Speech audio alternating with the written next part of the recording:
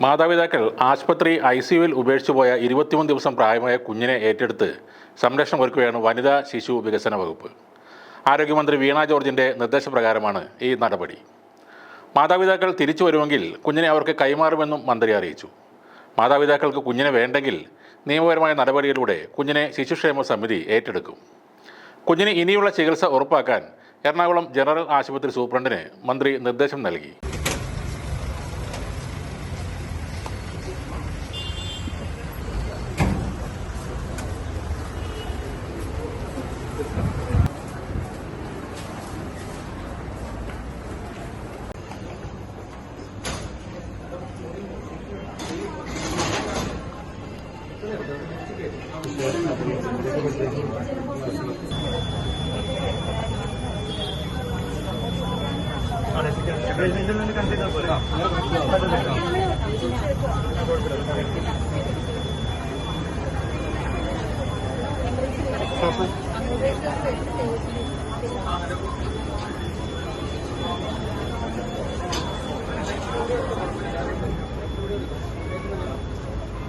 കോട്ടയത്തെ ഫിഷ് ഫാമിൽ ജോലി ചെയ്തിരുന്ന ഝാർഖണ്ഡ് സ്വദേശികളായ ദമ്പതികളുടേതാണ് ഈ കുഞ്ഞ്. ഇവർ പ്രസവത്തിനായി നാട്ടിലേക്ക് പോകുന്ന സമയത്താണ് ട്രെയിനിൽ വെച്ച് ഭാര്യയ്ക്ക് അസ്വസ്ഥതകൾ ഉണ്ടായത്.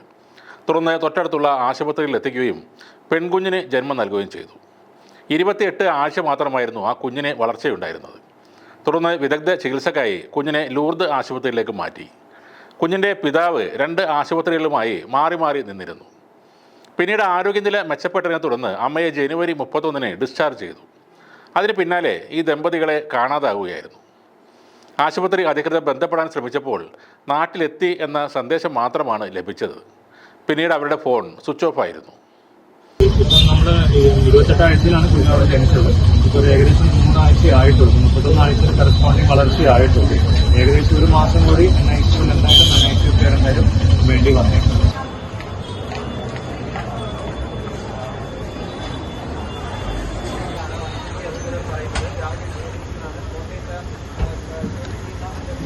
പെൺകുഞ്ഞാണ് ജനിച്ചത് എന്നറിഞ്ഞതോടെ ദമ്പതികൾ ഉപേക്ഷിച്ച് പോയതാവാം എന്നും കരുതുന്നുണ്ട്.